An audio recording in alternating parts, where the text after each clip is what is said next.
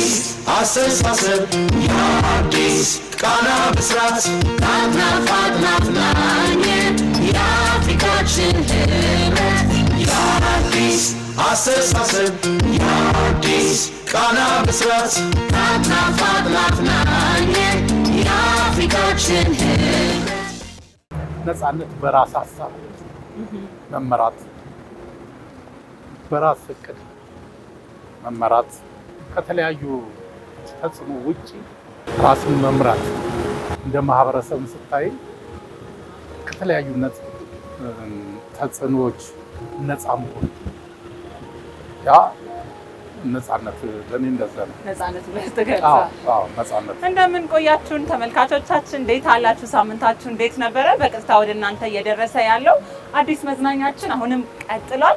ዛሬ እንግዲህ የአፍሪካ ህብረትን በማስመልከት በብዙዎቻችን ልብ የቀረው ታላቁ ህብረ ዝማሬ አዲስ አስተሳሰብን ልናነሳ ወደናል። ዜማና ግጥም ደራሲ ዘላለም ጋር እዚህ ተገኝቻለሁ። በጣም በበርካታ ስራዎቹ ታውቁታላችሁ። በብዙዎቻችሁ ልብ በቀሩ በተለያዩ የዳኝነት የውድድር ስፍራዎችም ላይ የምታውቁት ተወዳጅ የናንተው የኛው ቤተሰብ ነው። ዛሬ አጠር ያለ ቆይታ በጋራ ስለተሰራው አዲስ አስተሳሰብ አብረን ቁጭ ብለን ቡና እየጠጣን እናወጋለን። ዘልዬ ስለተገናኘን ደስ ብሎኛል። እጅግ በጣም ቆንጆ ጊዜ እንደምናሳልፍ አልጠራጠርም። እስቲ ቡና እየጠጣን ለወግም ይሆነናል።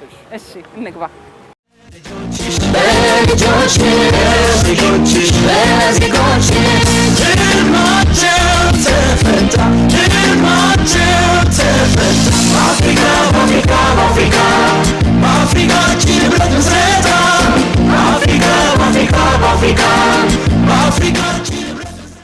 በድጋሚ እንኳን ደህና መጣህ ዘሌ። እንኳን ደህና ቆየሽ። ያው እኛ በጣም ብዙዎቻችን እናውቃለን፣ ግን ፎርማል እንዲሆንልን በመጀመሪያ እስኪ ራስን አንተ ራስህ ለተመልካቾች አስተዋውቅልኝ። አርቲስት ዘላለም መኩሪያ እባላለሁ። የዜማና የግጥም ደራሲ እና የሙዚክ ፕሮዲውሰር ነኝ። እንግዲህ አርቲስት ዘላለም በጣም ብዙዎቻችን ውስጥ በጣም በልብ የቀሩ ብዙ ስራዎች አሉክ።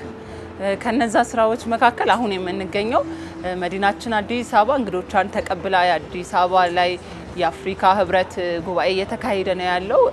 ያንን በማስመልከት ነው በዋነኝነት ዛሬ የተገናኘ ነው። አዲስ አስተሳሰብ ስለተሰኘው ህብረ ዝማሬ ለማውራት ነውና እንደው ከመነሻውን ጀምርና የአዲስ አስተሳሰብ ህብረ ዝማሬ ሀሳቡ እንዴት ተጠነሰሰ? ምን ነበረ መነሻ? ምን ነበረ? እኔ በዛን ጊዜ እዛው ውስጥ ያሉ የተወሰኑ ሰዎችን አውቅ ነበረ። እናም አላማውን ነው የጠየኳቸው። አላማው የህብረቱ ምስረታ ዋና አላማዎች አሉት። 5-6 ኤሌመንቶች አሉት። ከነዛ ውስጥ እንግዲህ የመጀመሪያው የአፍሪካ አህጉርን አንድነትና ህብረትን ማጠናከር ነው የሚለው። ያም በምን ኢኮኖሚካሊ፣ ሶሻሊ እና ፖለቲካሊ ሶስቱን ያጣመረ ነው። ሌሎቹ ያው ያሉት ከዚሁ ነው ድራይቭ የሚሆኑት። ሁለተኛው ደግሞ የአፍሪካ አህጉርን የህዝቦቿን ድምፅ ዓለም አቀፍ መጨመር ነው። እንደዛ እያለ ሶስተኛው ጦርነት፣ የተለያዩ ግጭቶችን በጋራ ሆኖ ማስወገድ ነው። ከዚህ በመነሳት እንግዲህ ያው እኛ መተንበይ ነው። አፍሪካ የራሷ የተለያዩ ችግሮች አሉበት። ስደቱ፣ ረሃቡ፣ ጦርነቱ፣ የተለያየ ነገር። እነዛን ሁሉ እንግዲህ በአዲስ ስሜት በአዲስ መንፈስ በተፈጠረው ህብረት እንመክታለን ነው። በጋራ ቆመን እነዚህ ነገሮች ላይ እናቆማለን ነው አጠቃላይ ብቻ ሀሳቡ። ስለዚህ ከዚህ በመነሳት የአዲስ አስተሳሰብ ተወለደ። መቼ ነበር የተሰራው? ወቅቱ መቼ ነበረ? ግጥሙንና ዜማውን በመስራት ሂደት ውስጥ ያለፍክባቸው መንገዶች ምን ይመስሉ ነበሩ? የአፍሪካ ህብረት ሊመሰረት ነው ተብሎ ልክ እንዳሁኑ አዲስ አበባችን እንግዶቿን ለመቀበል ወዲያ ወዲህ በምትልበት ሰዓት ላይ እኛም ደግሞ አለ እንግዲህ የኛ አበርክቶዎች አሉ። ሁልጊዜ በሙያዬ ነው እኔ የማበረክተውና የኔም ሙያም ምንድን ነው የሚል ሀሳብ ስለነበረ ግጥምና ዜማዬን ይዤ ቁጭ አልኩኝ ማለት ነው። እንዳልኩሽ ከተወሰኑ ሰዎች ጋር ተገናኘው፣ ሀሳቡን ተረዳሁኝ። ከዛ በኋላ ግጥምና ዜማዬን ይዤ ቁጭ አልኩኝ። ያው ሙያችን ስለሆነ ይመጣልሻል የተለያዩ ሀሳቦችን ከሰማሽ። ከዛ በኋላ ምንድን የሆነው ኤልያስ መልካ ነበረ ነፍሱን ይማረውና ቀጥታ ሁልጊዜም ቢሆን የተለያዩ ስራዎችን ስንሰራ በወቅቱ ወጣት አርቲስቶች አሉ፣ እነሱን እንይዛለን። ከዛ በኋላ ኤልያስ መልካ አለ፣ ሁሉንም መምራት ይችላል እና ከሱ ጋር በመጀመሪያ በሀሳቡ ተወያየን፣ ደስ አለው። ስቱዲዮ ውስጥ ገባን። ስቱዲዮ ውስጥ ሆነን ነው ሁሉንም ነገር አንድ ቀን 2 ቀን እንደዚህ ፈጅቶብናል። ሰራን። ከዛ በኋላ ህብረቱ ሊጀመር ሊጸድቅ ወደ ከአፍሪካ አንድነት ወደ አፍሪካ ህብረት ሊጸድቅ አንድ ቀን ሲቀረው እኛ ስራችን እናወጣለን። በጣም ብዙዎች ልብ ውስጥ ያለው ሌላው ደግሞ ከዚህ ከአዲስ አስተሳሰብ ህብረ ዝማሬ ጋር እስካሁንም ድረስ በጣም ሌጀንድ የሆኑ ድምፃውያን ኤልያስ መልካንም ጨምሮ የተለያዩ ባለሙያዎች በስፋት የተሳተፉበት ነው። ያኔ የነበሩት ድምፃውያን አሁንም ድረስ በህዝብ ዘንድ የሚሰሙ 90ዎቹ ላይ በጣም ደማቅ የሆነ ደግሞ ትዝታ ያላቸው ነበሩና ለዚህ ሙዚቃ ነከሌ ይሁኑ ተብሎ የተመረጠበት መንገድ ነበረ። ሁሉም እነዚህ የምታያቸው እዛ ላይ ያሉት በሙሉ ድምፃውያን አንደኛ ወጣት ናቸው፣ ትኩስ ኃይል ናቸው። እኔ ለተለያዩ ለምሳሌ በአትሌቲክሱ የሰራኋቸው አሉ፣ ሌሎችም የሰራኋቸው ስራዎች አሉ። እነዛ ላይ በመጀመሪያ ግንባር ቀደም ወዲያው አንድ ስልክ መደወል ነው። ስልክ እንደደወልሽ ቶሎ ሮጠው ነው በቃ ማለት ሁሉም ኢገር ነው። እነዛ ብቻ አልነበሩም፣ በነገራችን ላይ ብዙ ነበሩ ወዲያው ሲጠሩ ለመምጣት። ግን ቦታም አንዳንድ ጊዜ አይበቃም፣ ራሱ ኢቭን ትራኮች ሁሉ አይበቁም። ለዛ ነው እነዛ ግን ቶሎ በጊዜ የመጡትን ሰዎች ብቻ ነው ያስተናገድነው። በወቅቱ በቃ የእውቅናውን መንበር የተቆናጠጡ ነበሩ እነዛ ኤልያስ መልካን ጨምሮ። በጣም ዘመን ተሻጋሪ ሙዚቃ ነው። እስካሁን ድረስ ህብረ ዝማሬው በደንብ እንደ አዲስ ይደመጣል። እኛም ኢትዮጵያውያን ስንሰማው በልባችን የሚጭርብን በጣም ደስ የሚል ስሜት አለ። የአፍሪካውያንን ህብረት፣ አንድነት ከዛ ደግሞ ቀጣይ ደግሞ በወቅቱ ከነበረችበት የአፍሪካ አህጉራዊ ሁኔታ የሚቀጥለውን ብዙ ዓመት ተስፋ መመልከት እንደ አንድ ገጣሚ እንዴት ታየዋለህ? ምክንያቱም አዲስ አስተሳሰብ በጣም ብዙ ተስፋዎችን የያዘ ህብረ ዝማሬ ነው። እንዴት ነው የምትመለከተው? አሁን በተለይ አሁን 39ኛው የአፍሪካ የመሪዎች ጉባኤ እየተካሄደ ነው የሚገኘው በመዲናችን አዲስ አበባ። በወቅቱ የነበሩት ነገሮች አሉ፣ አሁን እናንተ ደግሞ ቆማችሁ የምታዩት ደግሞ ለውጥ አለና ምንድን ነው እስኪ ስታነጻጽረው የምታስተውለው ነገር እና ግጥሙስ ምን ያህል ሄዷል ትላለህ? ምንድነው ስዕሉ ብቻ ነው ያረጀብኝ እንጂ ማለት ስዕሉ በቴክኖሎጂ እየቀደመ ስለሄደ አስተሳሰብ የአዲስ ቃና ብስራት ናፍናፍ ናኘት የአፍሪካችን ህብረት የአዲስ አስተሳሰብ የአዲስ ቃና ብስራት ናፍናፍ ናኘት የአፍሪካችን ህብረት። አንደኛ ታስቦበት ነው የተሰራው። ሁለተኛ ደግሞ ያው የጥበብ ሰው ማለት ተንባይ ነው።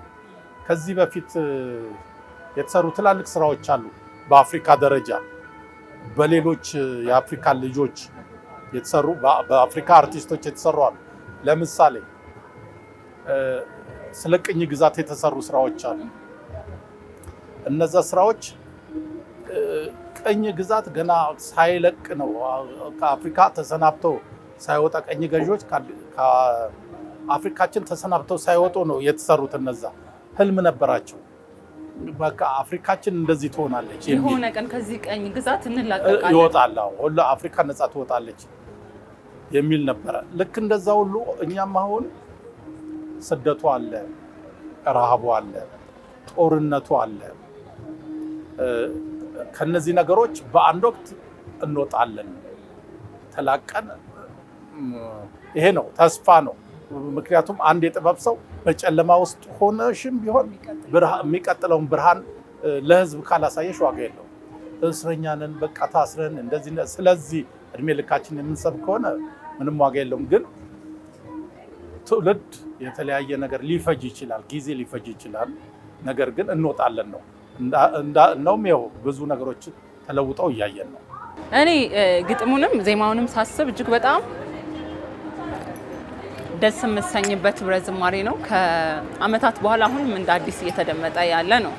ዘመን ተሻጋሪ ሙዚቃ ነው። አስቀድመን እያነሳ ነው እንደነበረ አሁንም ድረስ አፍሪካ ውስጥ የሚነሱ ተስፋዎችን የሚቀጥሉትንም አመታት አብሮ የያዘ ነው። የባለፉትንም ዓመታት ያለፍናቸውን አብሮ የያዘ ነው። አህጉሪቱ ከዚህ በኋላ በጣም ብዙ ጉዞዎች አሏት፣ ያንንም የያዘ ነው። እንዲሁ ደግሞ ስለ አንድነት ስለ ህብረት ማውራት ቀላል አይደለም። በተለይ ደግሞ በጣም ብዙ ሀገሮች የመሰረቷት አህጉር እንደመሆኗ መጠንና ሙዚቃው በተሰራበት ጊዜ አህጉሪቱ የነበረችበትን ሁኔታ ስናስታውስ ቀላል አልነበረም። ሙዚቃው አሁንም ድረስ በህዝብ ልብ ውስጥ እንዳለ መቼም ዘላይ አይጠፋም። ሁላችንም የአፍሪካ ህብረት በተለይ ደግሞ ጉባኤው በሚቃረብበት ወቅት በየቦታው የምናዳምጠው ነው። ነገር ግን አሁን ካለው ቴክኖሎጂ ጋር ሲነጻጸር ምስልና ድምጽ ላይ የተወሰኑ የጥራት ችግሮች ይስተዋሉበታልና ምንድነው ለዛ እየታሰበ ያለው ነገር? እንዳልኩሽ አንዳንድ ጊዜ ቴክኖሎጂ እየቀደመ እየመጣ ያለውና የተቀረጹበት ማቴሪያል እንደውም እኛ በሆነ ጥሩ ጊዜ መተን ነው እንጂ ስንት ሳይቀረጽ ያለፈ ታሪክ አለ መሰለሽ። እና ምንድነው እነዚህኛዎችን ሰብስበን ሞር አሁን ደግሞ ወዴት እየተነጋገርኩ ነው፣ እዛው ህብረቱን ከሚመሩ ሰዎች ጋር እየተነጋገርኩ ነው። ሞር እንደሰማሽው ነው ሜሎዲውም ሊሪክሱ በነገራችን ላይ በእንግሊዘኛ ነበረ። በእንግሊዘኛም ሚካኤል በላይነህ ዘምሮት ነበረ። ያን አድርገን አስበን የነበረው የተለያዩ የአፍሪካ ሀገሮችን በጋራ ከነሱ ጥሩ ዘፋኞቻቸውን አድርገን ልንሰራው ነበር። አሁን እንግዲህ ያ ጊዜ እየደረሰ መጥቷል። አሁን ሀሳባችን አንድ ቶሎ ብለን እዚሁ ባሉ ደግሞ አሁንም ደግሞ ወጣቶች በደረሱ ፊገር በሆኑ አሁን ደግሞ ባሉ ወጣቶች ያው መተካካት አይደል፣ በእነሱ ደግሞ አድርገን እንደገና ለመስራት። ሁለተኛው ነገር ግን በአፍሪካውያን ከተለያዩ ሀገሮች ያው ዝም ብለን አንዳንድ ነገሮችን እየተጻጻፍን ነው፣ እያወራን ነው። የአንዳንድ ሀገር ድምፃያኖች ጋር አንዳንድ ግንኙነቶች ስላሉን ማለት ነው። እንደሱ አድርገን ያው ሜሎዲ የሚሞት አይደለም። ምናልባት ለነዛኛዎቹ ምንድን የታሰበው የኛ ፔንታ ነው፣ ይሄ ወደ ዲያቶኒክ የሚወስዱ አሉ። ለነሱ ትንሽ የዜማውን ቅርጽ ሳይቀይር የተወሰነች ነገር አድርጎ ሞር ግን ዋናው ምንድነው ዘመኑ ባፈራው ቴክኖሎጂ ቀርጾ ለማስቀመጥ እንግዲህ እሱ ላይ ጥረት ላይ ነው ያለነው። እንደው ለዚህ የሚመለከታቸው አካላት ምን ትብብር እያደረጉ ነው ያሉት? ምን ይጨመር?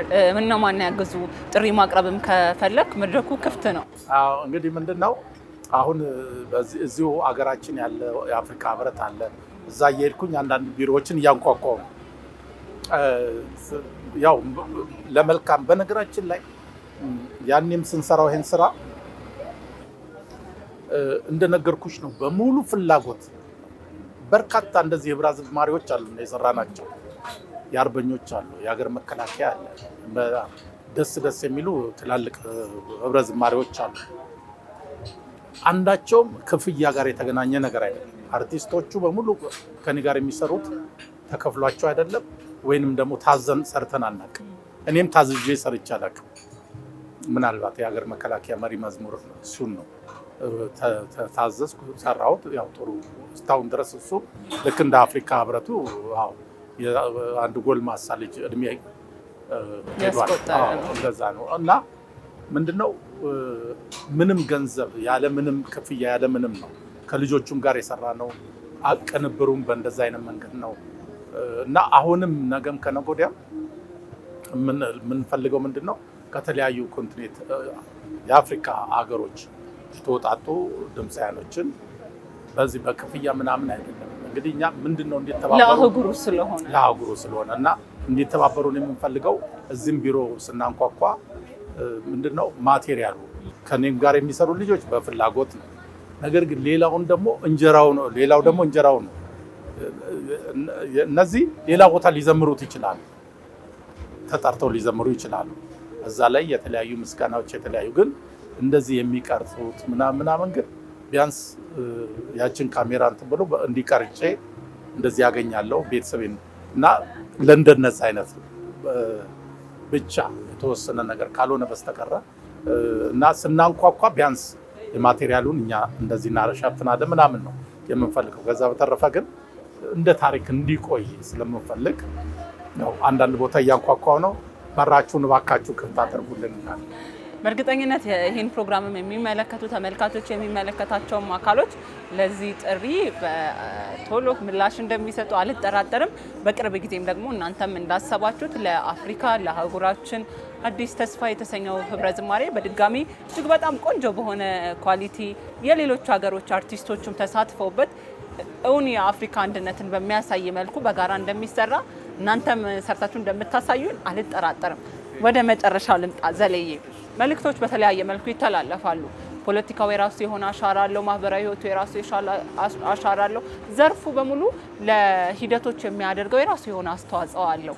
በሙዚቃው ደግሞ ልክ አሁን እየተመለከትነው እንዳለው በጣም ብዙ መልእክቶች እየተላለፉ ይገኛሉና በተለይ ደግሞ ሀገራትን ከሀገራት ጋር በማቀራረብ እንዲህ እንደ አንድነት፣ እንደ ሰላም፣ እንደ ፍቅር ያሉ የጋራ አብሮነቶችን እንደ ማቀንቀን እና በጋራ ደግሞ እንደ መስራት ያለ የራሱን የቻለ መንገድ የሚያበጅ ነው እና ዘርፉ እያበረከተ ያለውን አበርክቶት እንዴት ታነሳዋለህ የሚለውን እናንሳና እንቋጫለን።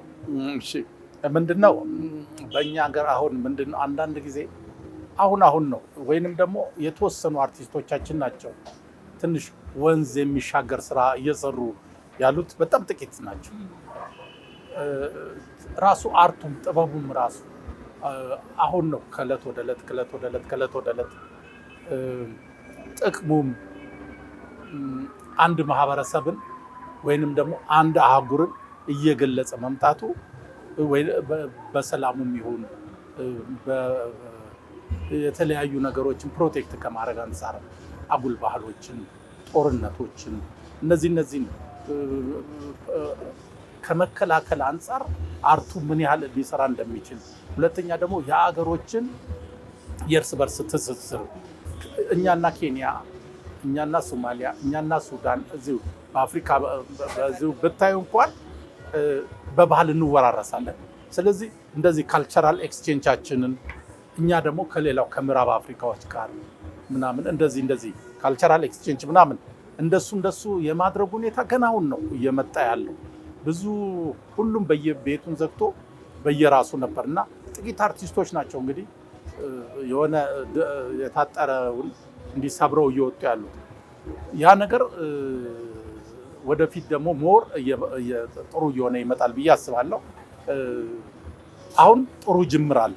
ጥሩ ጅምሮች እየታዩ ነው። ለምሳሌ አዋርድ ተብሎ ከዚህ በአፍሪካ ደረጃ እየሄድን መወዳደር እንደዛ መወዳደር እንደ ኮካኮላ አይነት ሾዎች አሉ። ለምሳሌ እነሱ የአፍሪካን የወቅቱን ድምፃያኖች እየወሰዱ የሚሰሩ አሉ። እንደሱ ሲሆን እንግዲህ ጥሩ ነው። ጥሩ ጅምር እንደ ጅምር ጥሩ ነው። ይሄን እናበረታታለን። እኛም ደግሞ እንደ ፕሮጀክት የያዝነው ነገር አለ። ወደፊት እንግዲህ እየተሳካ ሲመጣ አብረን የምናየው። ተመልካቾቻችን በአዲስ መዝናኛችን ወደ እናንተ እየደረሰ የነበረው ቆይታ ከዜማና ግጥም እንዲሁም ከሁለገብ ባለሙያው ዘላለም መኩሪያ ያደረግነውን አዲስ አስተሳሰብ የተሰኘውን ህብረ ዝማሬ የተመለከተው ፕሮግራማችን ይህን ይመስል ነበር። እኔ ከወዲሁ አበቃለሁኝ። እስከ ሳምንት መልካም ሳምንት እንዲሆንላችሁ እመኛለሁ። ቸር ቆዩኝ። የአዲስ አስተሳሰብ የአዲስ ቃና ብስራት ናፍናፍናፍናኝ የአፍሪካችን ህብረት የአዲስ አስተሳሰብ የአዲስ ቃና ብስራት ናፍናፍናፍናኝ የአፍሪካችን ህብረት በልጆችሽ በዜጎችሽ ህልማቸው ተፈታ በአፍሪካ በአፍሪካችን ህብረት ምስረታ በአፍሪካ